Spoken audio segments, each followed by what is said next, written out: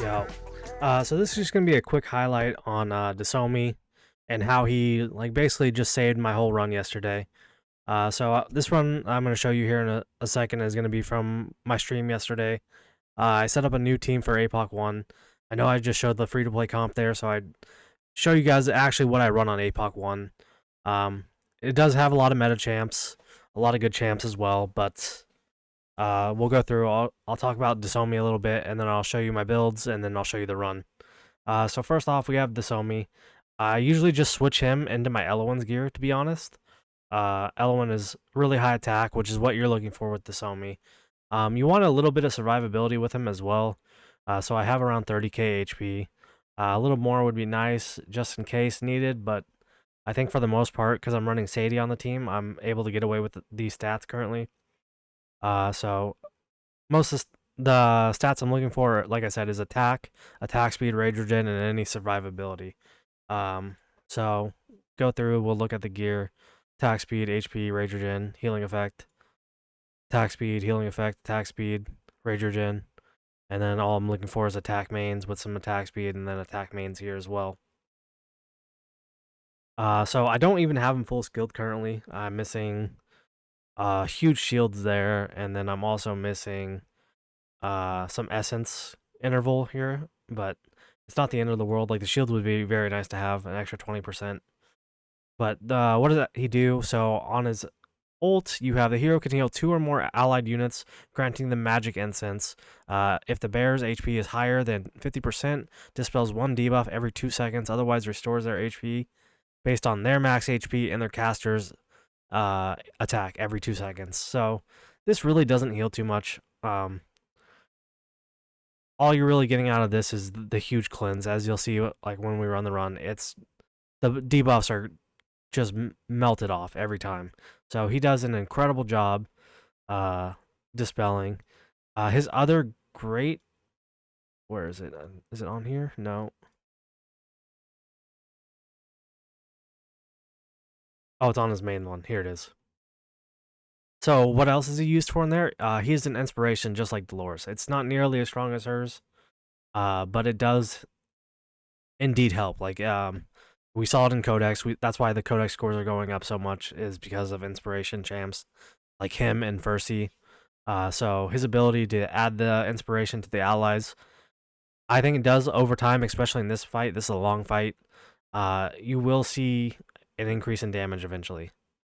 Like Fercy is one that I use all the time on my Guild Boss 2 or APOC 2, and he is able to basically alternate with my other attack booster, either Constance or Dolores, whoever I'm using on the run.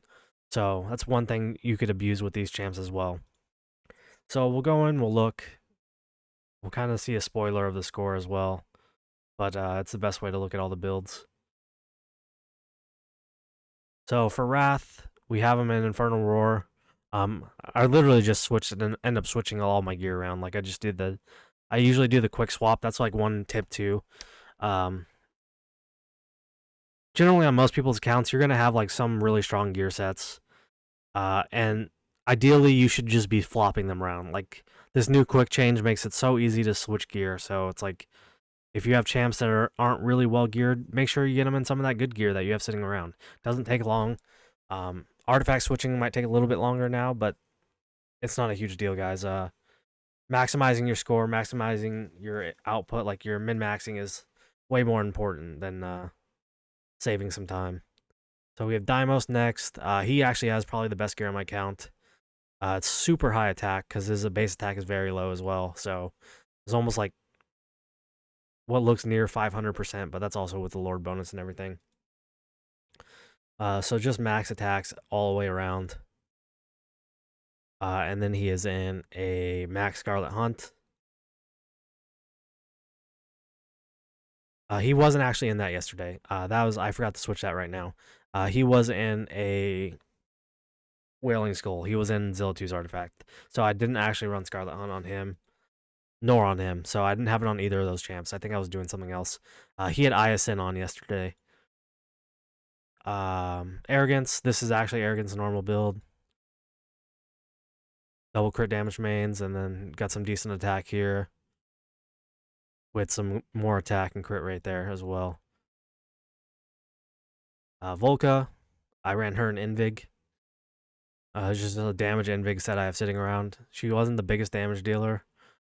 I'll show all the damage stats at the very end of the video. Lust, she got Silas's gear. All I'm looking for is some decent attack speed, high attack, with some crit damage. Rourke was actually probably one of the most surprising units on the team. This is actually what I ran him in. He did some decent damage. Highly recommend if you guys are struggling on this. He gave me a ton of survivability with shields. He works well with like Sadie and Vortex very well. And just could be an overall great unit. Like also if you're running Estrid, Estrid is another great unit to run with him because she'll get the boost as well. So definitely still recommend running Rourke. I think he's great for survivability. I did run Sadie, as you see. I told you guys Sadie is great, but only if you really have the artifact. You'll see she has the most healing on the team for me, like by far. She basically doubled Hollow's healing. Yeah, just awesome overall champ. This artifact is massive, like especially for like Codex and everything. It makes her an absolute beast in there as well. Nazim, he is my morale target. He does basically no damage as it is, so getting him in a morale set and giving everybody else a boost is actually something really good here. Or if you're running a tank and you got a tanky morale set, this is another great set to use on them as well. Just so you're getting a boost for your team. And then we already went over Dassomi's kit. And then we have Hollow here. So this is just Hollow's Guild Boss build. I actually run HP main because I want to keep her attack lower. Just so she maximizes heals, so she can keep continuously healing rather than just full healthing everybody immediately. Like in Guild Boss 2, it probably would be more beneficial to have an attack here, but I didn't feel like I needed it too much. But yeah, that's gonna be all for this video. I'm gonna throw some music on. We'll go through the run.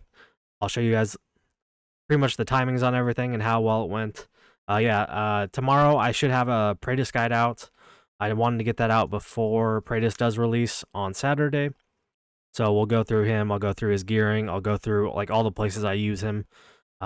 We can even take a look at Guild Boss 2 as well in that video as well, because I've been running a Kraken account with that has Praetus, and he's incredible in Guild Boss 2 as well. So should have a bunch of exciting content. And then I wanted to talk at some point this week about the 1+1 versus Nascent.